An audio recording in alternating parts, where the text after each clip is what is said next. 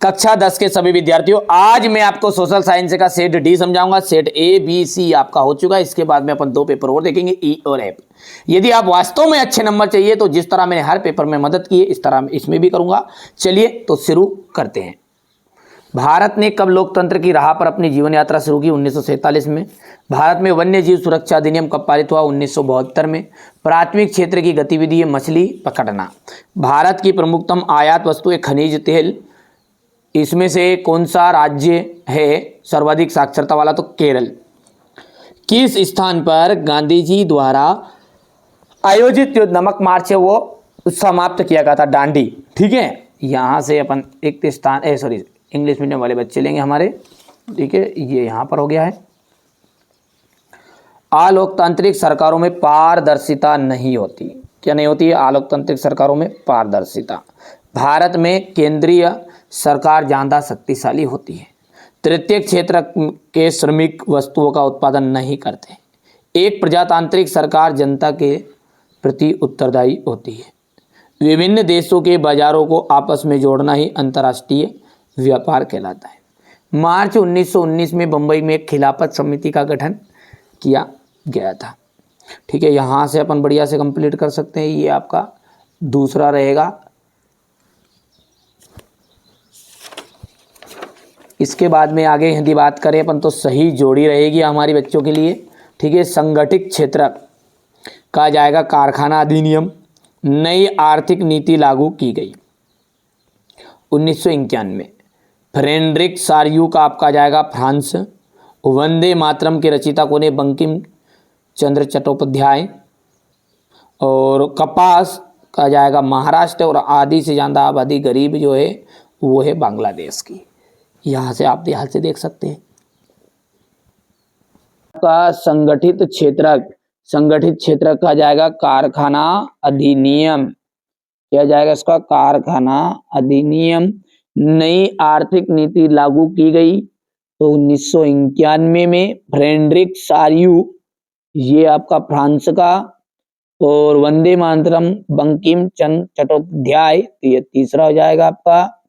कपास महाराष्ट्र हो जाएगा। और आधी से ज्यादा गरीब आबादी किसमें है? बांग्लादेश में है। हो गया। यहां से आपका बढ़िया से कंप्लीट कर सकते हैं। ये भर देता हूं मैं 2 5। बांग्लादेश वाला आपका 6 है। ये आपका फर्स्ट है। और बंकिम चंद्र चट्टोपाध्याय ये 4th है। और ये फ्रेंच आपका तीसरा है। हो गया। चलिए, पार्टियां सत्ता के लिए आपस में क्या करती है? प्रतिस्पर्धा करती है, जिसे अपन कंपटीशन कहते हैं। प्रतिस्पर्धा। श्रीलंका किस वर्ष स्वतंत्र राष्ट्र बन गया था? 1948। सूचना एवं संचार की प्रौद्योगिकी संक्षेप में क्या कहते हैं? आईटी। 1860 के दशक में कानपुर में कौन सी मिल खोली गई थी? एल्गिन।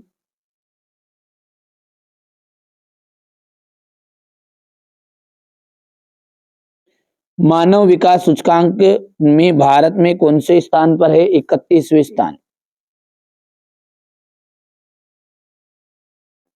और आनंद उपन्यास किसने लिखा था? बंकिम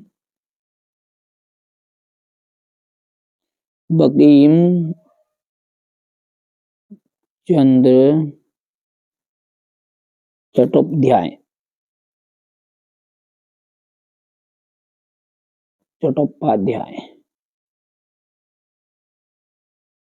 हो गया।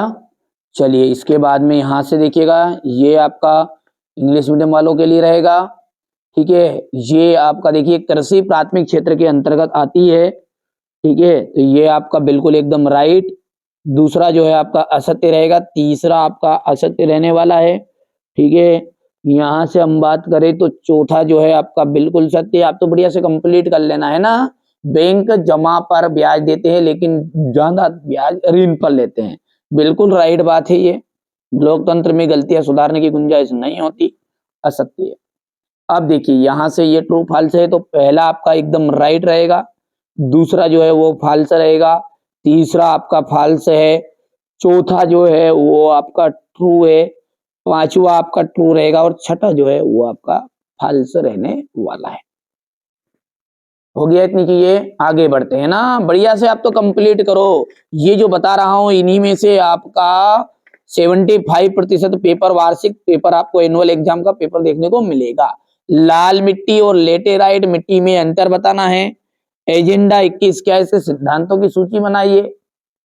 मृदा संरक्षण के प्रमुख तरीकों की व्याख्या कीजिए।